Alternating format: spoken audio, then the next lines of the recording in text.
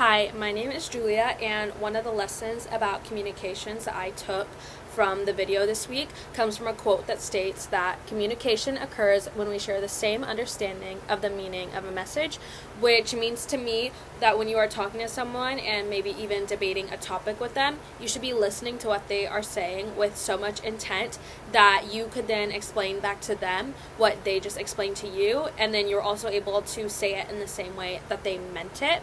Even if you don't agree with this person, it's pretty important to be able to do that, so then you know that you are truly understanding what they are saying to you. And that's really important because a lot of the times when you are disagreeing with someone, it's easy to take the words that they're saying and twist it in your mind so it might fit your ideals better, or sometimes people are just looking for a reason to argue, so they want to twist those people's words, especially if you're like really heated up in the moment. So I take this to mean that sometimes it's good to just take a step back and really think about what this person is trying to say to you and what is the tone that they are trying to use, because tone can also be a reason for misinterpreting a message a lot of the times. And then another thing that really stood out to me this week was the transactional model, because I find it really cool how there is a physical picture that kind of lays out how a conversation really works, and you can kind of see all the little pieces that interact with a conversation, such as the sender and the receiver, and how it's their job to convey a message in the way that they want it to sound. And then the receiver now needs to decode that message and then come up with their own response that they then convey in their own way. And I just think that model really shows all the different ways that it's easy for something to get lost in translation, since there are so many parts to a communication.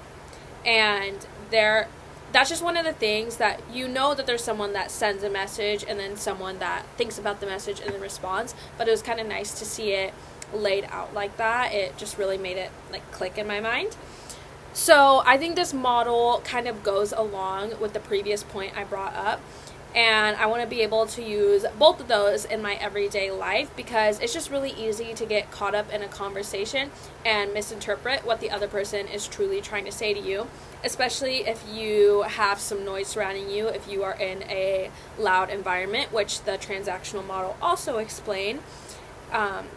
So I just want to use this new knowledge to remind myself that sometimes it's important to take a second and just really think about what someone is trying to say and how they mean it.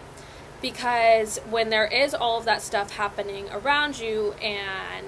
something gets lost in that little loop of a conversation, it's really easy for that to lead to a misunderstanding, which then will lead to an argument, which obviously we all want to be able to avoid in those relationships that really matter to us. So yeah, this just kind of taught me that it is important to take a conversation to be what it really means, rather than how it seems in that moment or how I want it to come across to me. So yeah, that is what I took from this week's videos and readings.